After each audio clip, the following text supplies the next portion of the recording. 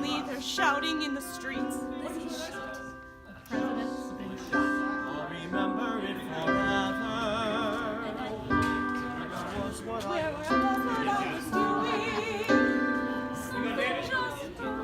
The president's been shot. My God. We started the rotation when Hink, right before Hink, so we need to move. So why do I think it's an important show to do right now?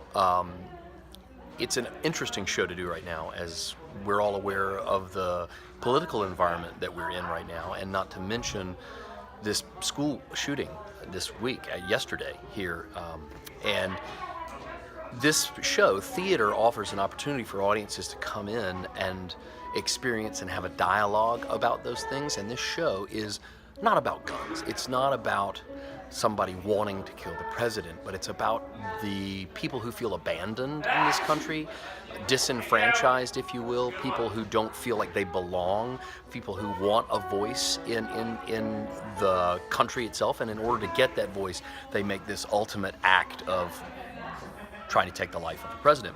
So audiences are going to laugh during the show. It's a fun show.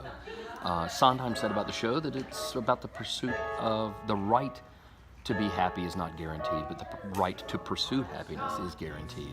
And what you see is a group of people who feel disenfranchised, feel abandoned by the country, and they are pursuing happiness in the only way they know how. And what I hope we're able to do is encouraging audiences to see these as real people, flawed people who made a really bad decision but didn't feel they had any other option than to make the decision they made. It is a show that could be a great jumping off point for the discussion of mental health, a discussion about gun control, a discussion about political climate, political discourse. I mean, John Wilkes Booth, he talks about why he killed Abraham Lincoln. It was specifically for political reasons. And then you've got other people in the show who are doing it for reasons that are less political, like the God told me to do it, or they're hearing voices that tell them to do it. Charles Manson told me to do it.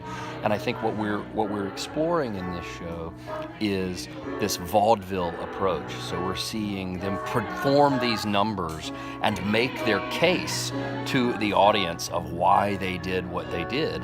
And in it, you've got these two great characters, the proprietor and the balladeer. The proprietor is representing this draw into the dark side, and the balladeer is this optimism, and he is running through the show trying to tell them, look, you know, the delivery boy ends up on Wall Street and the usherettes become a rock star. You can live your life in America. There's hope, there's dreams. But these people do not believe that. They feel they're part of this abandoned America that's been left behind. And to be honest, we live in a time now where there are a lot of Americans that feel left behind. And I don't know how that manifests itself yet, but this show is surely an example of how it can manifest itself. Everybody has the right to the pursuit of happiness. They just don't have the right to be happy. So everybody has the right to try to be happy. You can pursue it, but we don't guarantee you that right. And I think that's a fascinating thing about the show. When you look at the mental or the psychological side of this show, that's what they're talking about. The mass of men lead lives of quiet desperation. Quiet, no, desperate, yes.